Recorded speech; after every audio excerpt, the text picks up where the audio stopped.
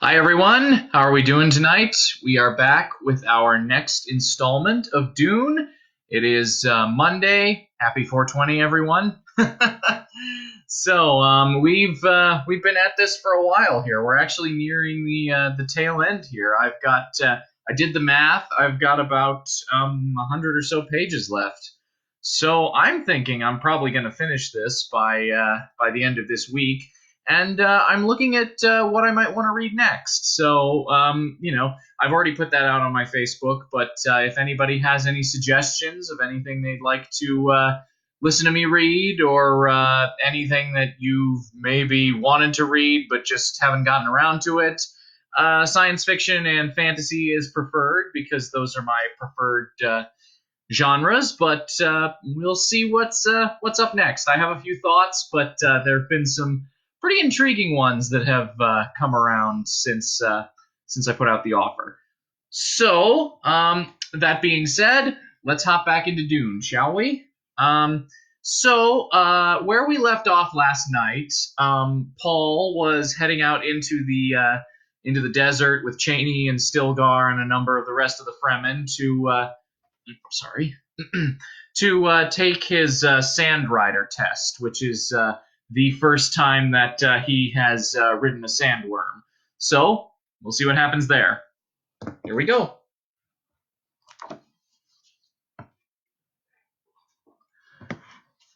Control the coinage and the courts. Let the rabble have the rest. Thus the Padishah Emperor advised you, and he tells you if you want profits, you must rule. There is truth in these words, but I ask myself, who are the rabble and who are the ruled? Muad'Dib's secret message to the Landsrod from Arrakis Awakening by the Princess Irulan. A thought came unbidden to Jessica's mind. Paul will be undergoing his Sandrider test at any moment now. They try to conceal this fact from me, but it's obvious. And Cheney has gone on some mysterious errand. Jessica sat in her resting chamber, catching a moment of quiet between the night's classes. It was a pleasant chamber, but not as large as the one she had enjoyed in C.H. Tabor before their flight from the pogrom. Still, this place had thick rugs on the floor, soft cushions, a low coffee table near at hand, multicolored hangings on the walls, and soft yellow glow globes overhead. The room was permeated with the distinctive, acrid, furry odor of a Fremen sietch that she had come to associate with a sense of security. Yet she knew she would never overcome a feeling of being in an alien place. It was the harshness that the harshness that the rugs and hangings attempted to conceal. A faint tinkling, drumming, slapping penetrated to the resting chamber. Jessica knew it for a birth celebration, probably Subier's. Her time was near, and Jessica knew she'd see the baby soon enough, a blue-eyed cherub brought to the Reverend Mother for blessing. She knew also that her daughter Alia would be at the celebration and would report on it. It was not yet time for the nightly prayer of parting. They wouldn't have started a birth celebration near the time of ceremony that mourned the slave raids of Poratrin, Bella Tajuz, Rossack, and Harmonthep. Jessica sighed. She knew she was trying to keep her thoughts off her son and the dangers he faced. The pit traps with their poisoned barbs, the Harkonnen raids, although these were growing fewer as the Fremen took their toll of aircraft and raiders with the new weapons Paul had given them, and the natural dangers of the desert makers and thirst and dust chasms. She thought of calling for coffee, and with that thought came the ever-present awareness of paradox in the Fremen way of life. How well they lived in these Sietch caverns compared to the Graben Pions, yet how much more they endured in the open Hajar of the desert than anything the Harkonnen bondsmen endured. A dark hand inserted itself through the hangings beside her, deposited a cup upon the table, and withdrew. From the cup arose the aroma of spiced coffee. An offering from the birth celebration, Jessica thought. She took the coffee and sipped it, smiling at herself. In what other society of our universe, she asked herself, could a person of my station accept an anonymous drink and quaff that drink without fear? I could alter any poison now before it did me harm, of course, but the donor doesn't realize this. She drained the cup, feeling the energy and lift of its contents, hot and delicious. And she wondered what other society would have such a natural regard for her privacy and comfort that the giver would intrude only enough to deposit the gift and not inflict her with the donor. Respect and love had sent the gift, with only a slight tinge of fear. Another element of the incident forced itself into her awareness. She had thought of coffee, and it had appeared. There was nothing of telepathy here, she knew.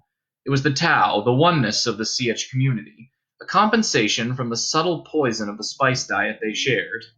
The great mass of the people could never hope to attain the enlightenment the spice seed brought to her. They had not been trained and prepared for it. Their minds rejected what they could not understand or encompass. Still, they felt and reacted sometimes like a single organism. And the thought of coincidence never entered their minds. Has Paul passed his test on the sand? Jessica asked herself. He's capable, but accident can strike down even the most capable. The waiting. It's the dreariness, she thought. You can wait just so long, then the dreariness of the waiting overcomes you. There was all manner of waiting in their lives. More than 2 years we've been here, she thought, and twice that number at least to go before we can even hope of thinking to wrest Arrakis from the Harkonnen governor, the Mudir Naya, the beast Raban. Reverend Mother! The voice from outside the hangings at her door was that of Hera, the other woman in Paul's menage. Yes, Hera. The hangings parted, and Hera seemed to glide through them. She wore CH sandals, a red-yellow wraparound that exposed her arms almost to the shoulders. Her black hair was parted in the middle and swept back like the wings of an insect, flat and oily against her head. The jutting, predatory features were drawn into an intense frown. Behind Hera came Alia, a girl child of about 2 years. Seeing her daughter, Jessica was caught, as she frequently was, by Alia's resemblance to Paul at that age. The same wide-eyed solemnity to her questing look, the dark hair and firmness of mouth. But there were subtle differences, too, and it was in these that most adults found Alia disquieting. The child, little more than a toddler, carried herself with a calmness and awareness beyond her years. Adults were shocked to find her laughing at a subtle play of words between the sexes. Or they'd catch themselves listening to her half-lisping voice, still blurred as it was by an unformed soft palate, and discover that in her words sly remarks that could only be based on experiences no 2-year-old had ever encountered.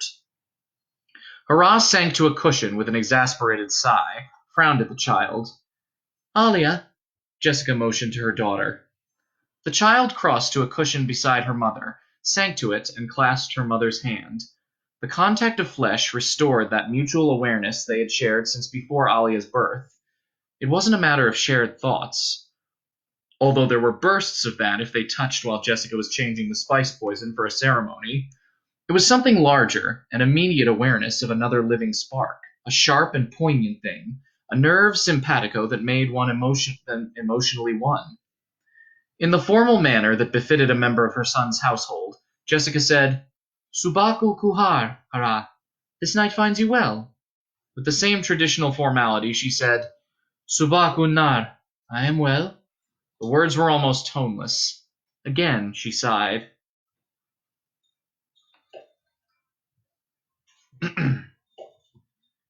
Sorry.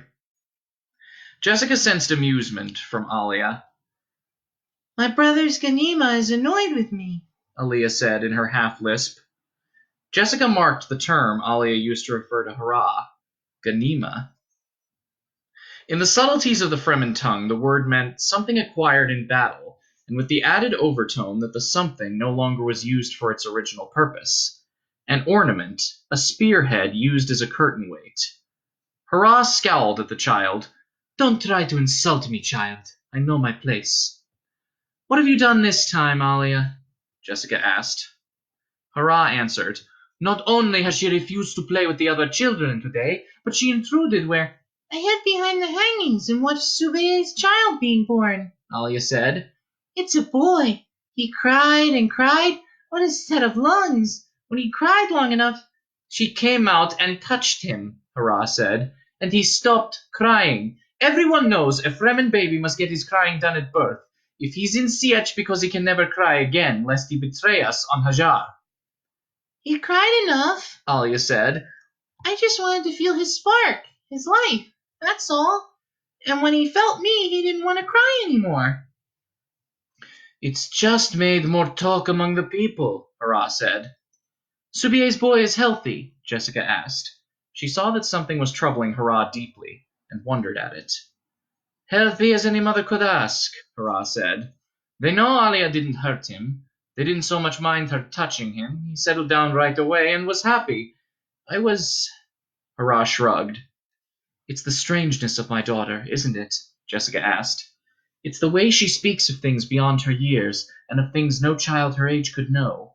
Things of the past. How could she know what a child looked like on Bella to Juice? Hara demanded. But he does, Alia said. Subie's boy looks like the son of Mitha, born before the parting.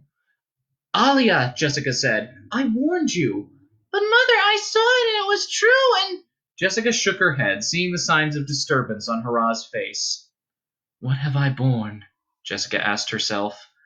A daughter who knew at birth everything that I do, and more. Everything revealed to her out of the corridors of the past by the Reverend Mothers within me. It's not just the things she says, Hurrah said. It's the exercises, too. The way she sits and stares at a rock, moving only one muscle beside her nose, or a muscle on the back of a finger, or... Those are the Bene Gesserit training, Jessica said. You know that, Hurrah. Would you deny my daughter her inheritance? Reverend Mother, you know these things don't matter to me, Hurrah said. It's the people and the way they mutter. I feel a danger in it. They say your daughter's a demon, that other children refuse to play with her, that she has so little in common with the other children, Jessica said. She's no demon, it's just the... Of course she's not! Jessica found herself surprised at the vehemence in Hurrah's tone, glanced down at Alia. The child appeared lost in thought, radiating a sense of waiting. Jessica returned her attention to Hurrah. I respect the fact that you're a member of my son's household, Jessica said. Alia stirred against her hand. You may speak openly with me of whatever's troubling you. I will not be a member of your son's household much longer, Hurrah said. I've waited this long for the sake of my sons, the special training they receive as the children of Usul. It's little enough that I could give them, since it's known I don't share your son's bed. Again Alia stirred beside her, half sleeping, warm. You'd have made a good companion for my son, though, Jessica said, and she added to herself because such thoughts were ever with her. Companion, not a wife. Jessica's thoughts went then straight to the center, to the pang that came from the common talk in the Sietch, that her son's companionship with Cheney had become a permanent thing, the marriage. I love Cheney, Jessica thought, but she reminded herself that love might have to step aside for royal necessity. Royal marriages had other reasons than love. You think I don't know what you plan for your son? Hurrah asked. What do you mean? Jessica demanded. You plan to unite the tribes under him, Hurrah said. Is that bad? I see danger for him, and Alia is part of that danger.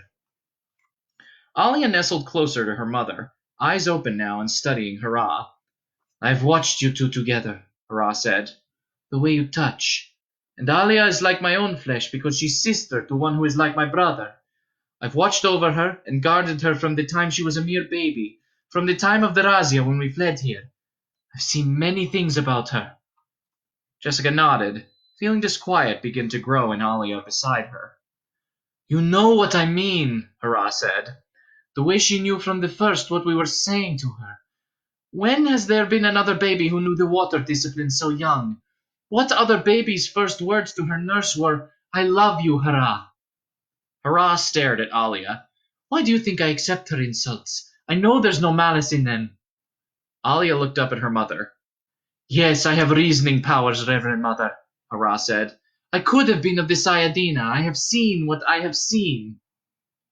Hurrah, Jessica shrugged. I don't know what to say. And she felt surprised at herself because this literally was true.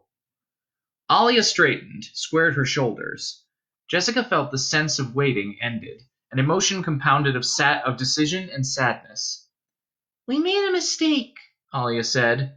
Now we need Hurrah. It was the ceremony of the seed, Hurrah said. When you changed the water of life, Reverend Mother, when Alia was yet unborn within you. Need Hurrah? Jessica asked herself. Who else can talk among the people and make them begin to understand me? Alia asked.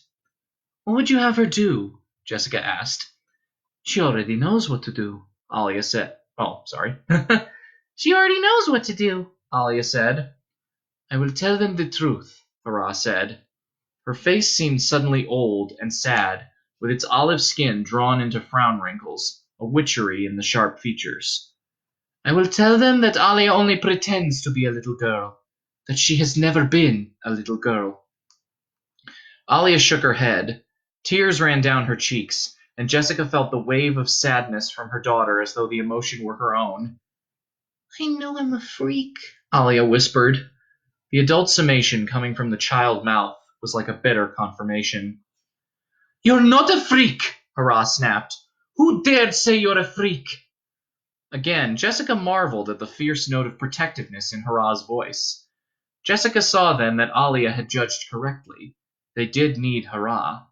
The tribe would understand Hurrah, both her words and her emotions, for it was obvious she loved Alia as though this were her own child. Who said it? Hurrah repeated. Nobody?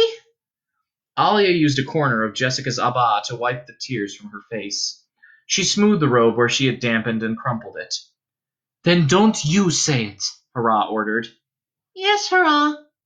Now, Hurrah said, you may tell me what it was like so that I may tell the others. Tell me what it is that happened to you. Alia swallowed, looked up at her mother. Jessica nodded. One day, I woke up, Alia said. It was like waking from sleep, except that I could not remember going to sleep.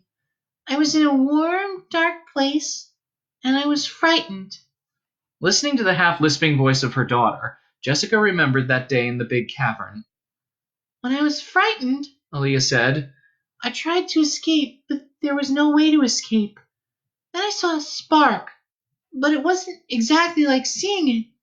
The spark was just there with me, and I felt the spark's emotions, soothing me, comforting me, telling me that way that everything would be all right.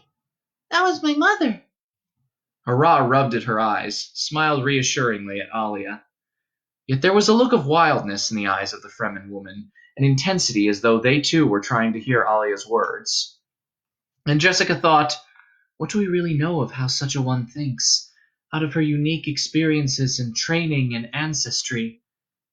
Just when I felt safe and reassured, Alia said, there was another spark with us, and everything was happening at once. The other spark was the old Reverend Mother. She was trading lives with my mother, everything, and I was there with them, seeing it all, everything. And it was over, and I was them and all the others and myself. Only it took me a long time to find myself again. There were so many others. It was a cruel thing, Jessica said. No being should wake into consciousness thus. The wonder of it is you could accept all that happened to you. I couldn't do anything else, Alia said. I didn't know how to reject or hide my consciousness or shut it off. Everything just happened. Everything. We didn't know, Hurrah murmured. When we gave your mother the water to change, we didn't know you existed in her. Don't be sad about it, Hurrah, Alia said. I shouldn't feel sorry for myself. After all, there's cause for happiness here. I'm a Reverend Mother. The tribe has two She broke off, tipping her head to listen. Hurrah rocked back on her heels against the sitting cushion, stared at Alia, bringing her attention then up to Jessica's face.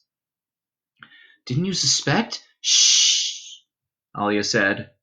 A distant rhythmic chanting came to them through the hangings that separated them from the sietch corridors.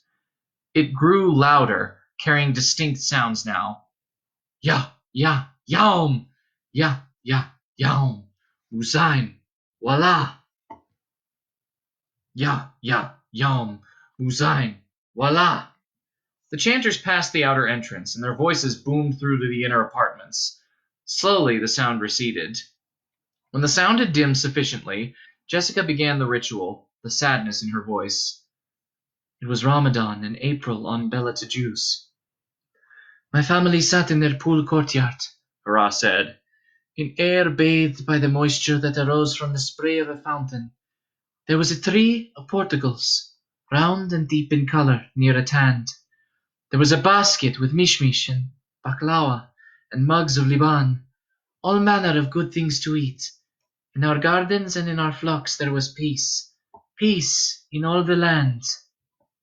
Life was full with happiness until the raiders came, Alia said. Blood ran cold at the screams of friends, Jessica said, and she felt the memories rushing through her out of all those other pasts she shared. La la la, the women cried, said Hurrah. The raiders came through the Mushtamal, rushing at us with their knives dripping red from the lives of our men, Jessica said. Silence came over the three of them, as it was in all the apartments of the Sietch. The silence while they remembered and kept their grief thus fresh. Presently, Hurrah uttered the ritual ending to the ceremony, giving the words a harshness that Jessica had never before heard in them. We will never forgive, and we will never forget, Hurrah said. In the thoughtful quiet that followed her words, they heard a muttering of people, the swish of many robes. Jessica sensed someone standing beyond the hangings that shielded her chamber. Reverend Mother! A woman's voice, and Jessica recognized it. The voice of Tartar, one of Stilgar's wives. What is it, Tartar? There is trouble, Reverend Mother. Jessica felt a constriction at her heart, an abrupt fear for Paul. Paul, she gasped. Tartar spread the hangings, stepped into the chamber. Jessica glimpsed a press of people in the outer room before the hangings fell. She looked up at Tartar, a small dark woman in a red-figured robe of black, the total blue of her eyes trained fixedly on Jessica, the nostrils of her tiny nose dilated to reveal the plug scars. What is it? Jessica demanded. There is word from the sand, Tartar said. Usul meets the Maker for his test. It is today. The young men say he cannot fail. He will be a sand rider by nightfall. The young men are banding for a razzia. They will raid in the north and meet Usul there. They say they will raise the cry then. They say they will force him to call out Stilgar and assume command of the tribes. Gathering water, planting the dunes, changing their worlds slowly but surely. These are no longer enough, Jessica thought. The little raids, the certain raids, they are no longer enough now that Paul and I have trained them. They feel their power. They want to fight. Tartar shifted from one foot to the other, cleared her throat. We know the need for cautious waiting, Jessica thought, but there's the core of our frustration. We know also the harm that waiting extended too long can do us. We lose our senses of purpose if the waiting's prolonged. The young men say if Usul does not call out Stilgar, then he must be afraid, Tartar said. She lowered her gaze.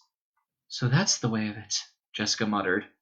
And she thought, well, I saw it coming, as did Stilgar. Again, Tartar cleared her throat. Even my brother, Shoab, says it, she said. That they will leave Usul no choice. Then it has come, Jessica thought, and Paul will have to handle it himself. The Reverend Mother dare not become involved in the succession. Alia freed her hand from her mother, said, I will go with Tartar and listen to the young men. Perhaps there is a way. Jessica met Tartar's gaze, but spoke to Alia. Go then, and report to me as soon as you can. We do not want this thing to happen, Reverend Mother, Tartar said. We do not want it, Jessica agreed. The tribe needs all its strength. She glanced at Hurrah. Will you go with them? Hurrah answered the unspoken part of the question. Tartar will allow no harm to befall Alia. She knows we will soon be wives together, she and I, to share the same man. We have talked, Tartar and I. Hurrah looked up at Tartar, back to Jessica. We have an understanding. Tartar held out a hand for Alia, said, We must hurry. The young men are leaving. They pressed through the hangings, the child's hand in the small woman's hand, but the child seemed to be leading. If Paul Muad'Dib slays Stilgar, this will not serve the tribe, Hurrah said. Always before it has been the way of succession, but times have changed. Times have changed for you as well, Jessica said. You cannot think I doubt the outcome of such a battle, Hurrah said. Usul could not but win. That was my meaning, Jessica said. And you think my personal feelings enter into my judgment, Hurrah said. She shook her head, her water rings tinkling at her neck. How wrong you are. Perhaps you think as well that I regret not being the chosen of Usul, that I am jealous of Cheney? You make your own choice as you are able, Jessica said. I pity Cheney, Hurrah said. Jessica stiffened. What do you mean? I know what you think of Cheney, Hurrah said. You think she is not the wife for your son. Jessica settled back, relaxed on the cushions. She shrugged. Perhaps. You could be right, Hurrah said. If you are, you may find a surprising ally. Cheney herself. She wants whatever is best for him. Jessica swallowed past a sudden tightening in her throat. Cheney's very dear to me, she said. She could be no... Your rugs are very dirty in here, Hurrah said. She swept her gaze around the floor, avoiding Jessica's eyes. So many people tramping through here all the time. You really should have them cleaned more often. And that's our first chapter tonight, so now we can move on to our next one. You cannot avoid the interplay of politics within an Orthodox religion. This power struggle permeates the training, educating, and disciplining of the Orthodox community. Because of this pressure, the leaders of such a community inevitably must face that ultimate internal question: to succumb to complete opportunism as the price of maintaining their rule, or risk sacrificing themselves for the sake of the Orthodox ethic. From Muad'Dib, The Religious Issues, by the Princess Irulan. Paul waited on the sand outside the gigantic Maker's final approach. I must not wait like a smuggler, impatient and jittering, he reminded himself. I must be part of the desert. The thing was only minutes away now, filling the morning with the friction hissing of its passage. Its great teeth within the cavern circle of its mouth spread like some enormous flower. The spice odor from it dominated the air. Paul's stillsuit rode easily on his body, and he was only distantly aware of his nose plugs, the breathing mask. Stilgar's teaching, the painstaking hours on the sand, overshadowed all else. How far outside the Maker's radius must you stand in pea sand? Stilgar had asked him, and he had answered correctly. 1/2 meter for every meter of the Maker's diameter. Why? To avoid the vortex of its passage and still have time to run in and mount it. You've ridden the little ones, bred for the seed and the water of life, Stilgar had said. But what you'll summon for your test is a wild Maker, an old man of the desert. You must have a proper respect for such a one. Now the thumper's deep drumming blended with the hiss of the approaching worm. Paul breathed deeply, smelling mineral bitterness of sand even through his filters. The wild Maker, the old man of the desert, loomed almost on him. Its cresting front segments threw a sand wave that would sweep across his knees. Come up, you lovely monster, he thought. Up. You hear me calling? Come up. Come up. The wave lifted his feet. Surface dust swept across him. He steadied himself, his world dominated by the passage of that sand-clouded curving wall, that segmented cliff, the ring line sharply defined in it. Paul lifted his hooks, sighted along them, leaned in. He felt them bite and pull. He leaped upward, planting his feet against that wall, leaning out against the clinging barbs. This was the true instant of the testing. If he had planted the hooks correctly at the leading edge of a ring segment, opening the segment, the worm would not roll down and crush him. The worm slowed. It glided across the thumper, silencing it. Slowly it began to roll, up, bringing those irritant barbs as high as possible, away from the sand that threatened the soft inner lapping of its ring segment. Paul found himself riding upright atop the worm. He felt exultant, like an emperor surveying his world. He suppressed a sudden urge to cavort there, to turn the worm, to show off his mastery of this creature. Suddenly he understood why Stilgar had warned him once about brash young men who danced and played with these monsters, doing handstands on their backs, removing both hooks and replanting them before the worm could spill them.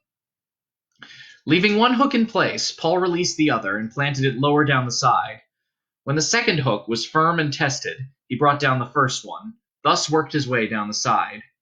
The Maker rolled, and as it rolled, it turned, coming around the sweep of flower sand where the others waited. Paul saw them come up, using their hooks to climb, but avoiding the sensitive ring edges until they were on top. They rode at last in a triple line behind him, steadied against their hooks. Stilgar moved up through the ranks, checking the positioning of Paul's hooks, glanced up at Paul's smiling face. "You did it, eh?" Stilgar asked, raising his voice above the hiss of their passage. "That's what you think? You did it?" He straightened. "Now I tell you that was a very sloppy job. We had 12-year-olds who could do better. There was drum sand to your left where you waited. You could not retreat there if the worm turned that way." The smile slipped from Paul's face. "I saw the drum sand." "Then why did you not signal for one of us to take a position secondary to you? It was a thing you could do, even in the test." Paul swallowed, faced into the wind of their passage. "You think it bad of me to say this now," Stilgar said. "It is my duty. I think of your worth to the troop. If you had stumbled into that drum sand, the Maker would have turned toward you."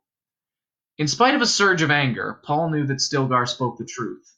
It took a long minute and the full effort of the training he had received from his mother for Paul to recapture a feeling of calm. "I apologize," he said. "It will not happen again." "In a tight position, always leave yourself a secondary. Someone to come take the Maker if you cannot," Stilgar said. "Remember that we work together. That way we're certain. We work together, eh?" He slapped Paul's shoulder. "We work together," Paul agreed. "Now," Stilgar said, and his voice was harsh, "show me you know how to handle a Maker. Which side are we on?" Paul glanced down at the scaled ring surface on which they stood, noted the character and size of the scales, the way they grew larger off to his right, smaller to his left. Every worm, he knew, moved characteristically with one side up more frequently. As it grew older, the characteristic upside became an almost constant thing. Bottom scales grew larger, heavier, smoother. Top scales could be told by size alone on a big worm. Shifting his hooks, Paul moved to the left. He motioned flankers down to open segments along the side, and kept the worm on a straight course as it rolled. When he had it turned, he motioned 2 steersmen out of the line and into positions ahead. "Ak hayo!" he shouted in the traditional call. The left side steersman opened a ring segment there. In a majestic circle, the Maker turned to protect its open segment. Full around it came, and when it was headed back to the south, Paul shouted, "Get at!" The steersman released his hook. The Maker lined out in a straight course. Stilgar said, "Very good, Paul Muad'Dib. With plenty of practice, you may yet become a sand rider." Paul frowned, thinking, was I not first up? From behind him there came sudden laughter. The troop began chanting, flinging his name against the sky. "Muad'Dib! Muad'Dib! Muad'Dib! Muad'Dib!" And far to the rear along the worm's surface, Paul heard the beat of the goaders pounding the tail segments. The worm began picking up speed. Their robes flapped in the wind. The abrasive sound of their passage increased. Paul looked back through the troop, found Cheney's face among them. He looked at her as he spoke to Stilgar. "Then I am a sand rider still?" "Haliam, you are a sand rider this day." "Then I may choose our destination." "That's the way of it." "And I am a Fremen, born this day here in the Habanya Erg. I have had no life before this day. I was as a child until this day." "Not quite a child," Stilgar said. He fastened a corner of his hood where the wind was whipping it. "But there was a cork sealing off my world, and the cork has been pulled." "There is no cork." "I would go south, Stilgar. 20 thumpers. I would see this land we make, this land that I've only seen through the eyes of others. And I would see my son and my family," he thought. "I need time now to consider the future that is a past within my mind. The turmoil comes, and if I'm not where I can unravel it, the thing will run wild." Stilgar looked at him with a steady, measuring gaze. Paul kept his attention on Cheney, seeing the interest quicken in her face, noting also the excitement his words had kindled in the troop. "The men are eager to raid with you in the Harkonnen sinks," Stilgar said. "The sinks are only a thumper away." "The Fedaykin have raided with me," Paul said. "They'll raid with me again until no Harkonnen breathes Arakeen air." Stilgar studied him as they rode, and Paul realized the man was seeing this moment through the memory of how he had risen to command of the Tabor Sietch, and to leadership of the Council of Leaders now that Lead Kynes was dead. He has heard the reports of unrest among the young Fremen, Paul thought. "Do you wish a gathering of the leaders?" Stilgar asked. Eyes blazed among the young men of the troop. They swayed as they rode, and they watched. And Paul saw the look of unrest in Cheney's glance, the way she looked from Stilgar, her uncle, to Paul Muad'Dib, who was her mate. "You cannot guess what I want," Paul said. And he thought, "I cannot back down. I must hold control over these people." "You are Mudir of the Sandride this day," Stilgar said. Cold formality rang in his voice. "How do you use this power?"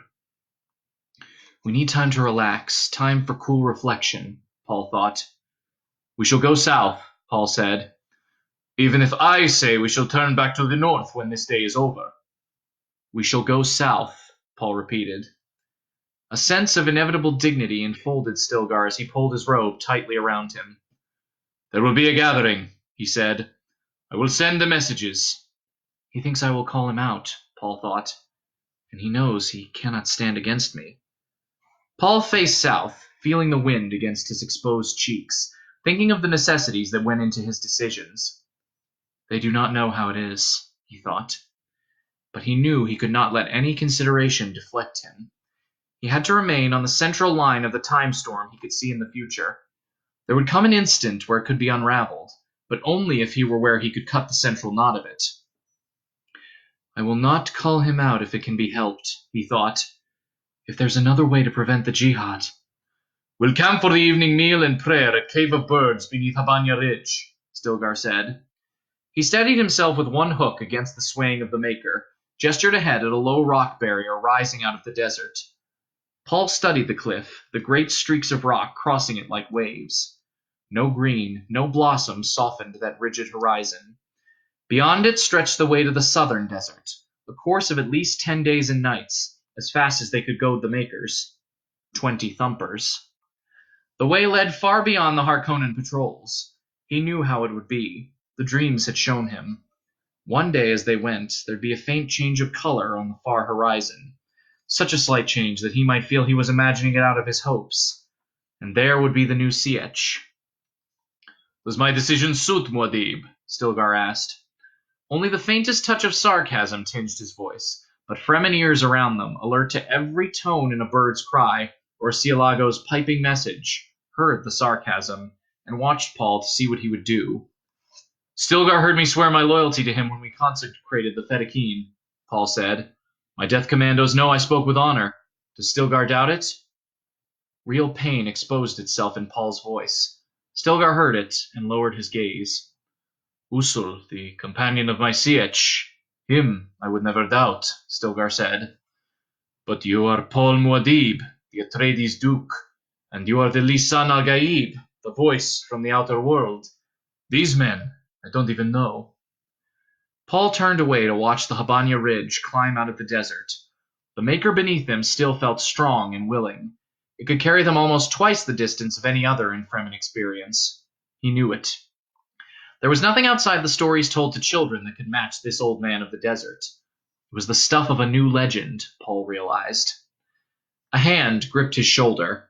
Paul looked at it, followed the arm to the face beyond it.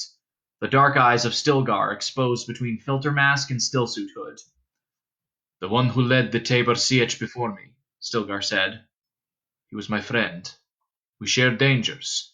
He owed me his life many a time, and I owed him mine."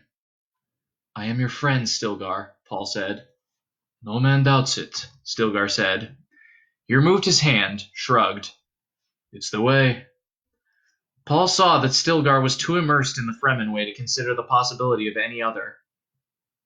Here a leader took the reins from the dead hands of his predecessor, or slew among the strongest of his tribe if a leader died in the desert.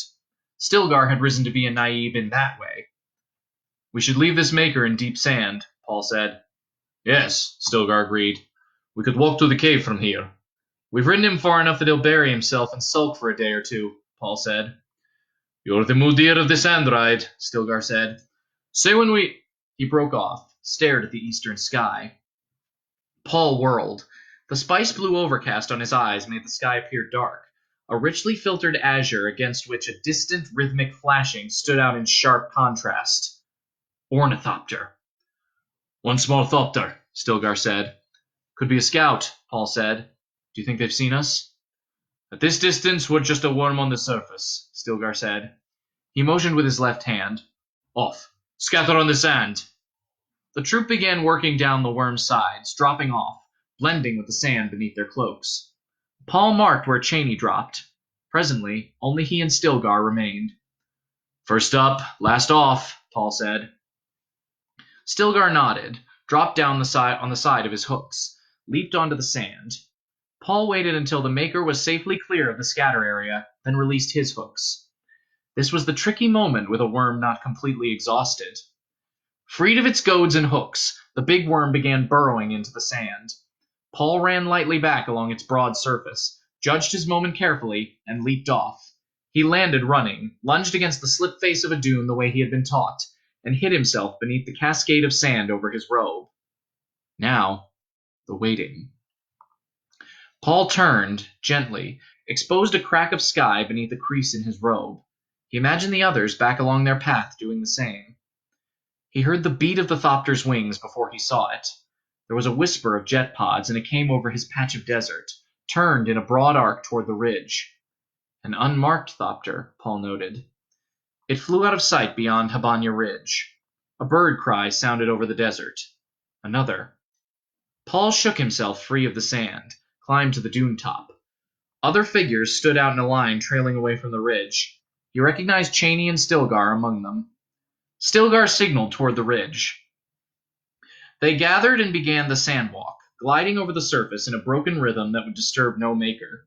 Stilgar paced himself beside Paul along the wind-packed crest of a dune. It was a smuggler craft, Stilgar said. So it seemed, Paul said, but this is deep into the desert for smugglers. They've had their difficulties with patrols too, Stilgar said. If they come this deep, they may go deeper, Paul said. True. It wouldn't be well for them to see what they could see if they ventured too deep into the south. Smugglers sell information, too. They were hunting spice, don't you think? Stilgar asked. There will be a wing and a crawler waiting somewhere for that one, Paul said. We've spice. Let's bait a patch of sand and catch us some smugglers. They should be taught that this is our land and our men need practice with the new weapons. Now Usul speaks, Stilgar said. Usul thinks Fremen. But Usul must give way to decisions that match a terrible purpose, Paul thought. And the storm was gathering. And there we go. Those are our 2 chapters for the evening. So I hope everyone enjoyed, because we're going to be picking up right from there with the raid on the smugglers tomorrow night. So I hope that everybody is staying inside, staying safe, and doing well, keeping healthy. It's all we can do right now, right? All right. Well, I will see everybody tomorrow night then with more Dune. Have a good evening. Bye-bye, everyone.